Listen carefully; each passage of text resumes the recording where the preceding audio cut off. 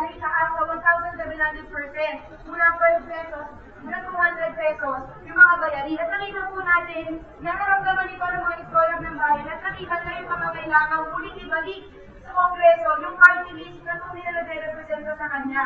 Dahil tayo lang naman po yung party list na talaga nagre-represent yung mga kabataan. So yun po, muli po, hinahamon natin ang lahat na maging mas mapagbantay dahil hindi po sa mga elections ang tunay na sukatan.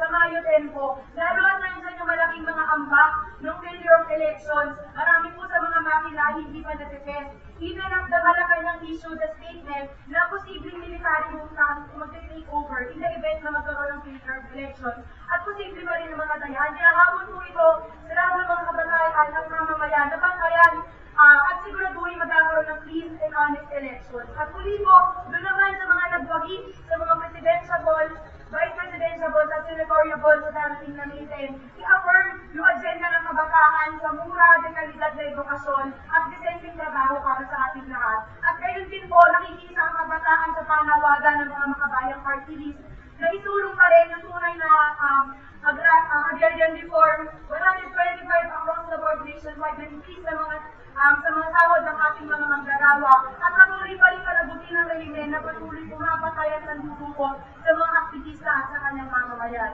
Yun naman po, taas ka mga pagpupugay at hamon pa rin ito para sa atin na isulong ang ating mga demokratikong karapatan. Pag-asa ng bayan! Laban!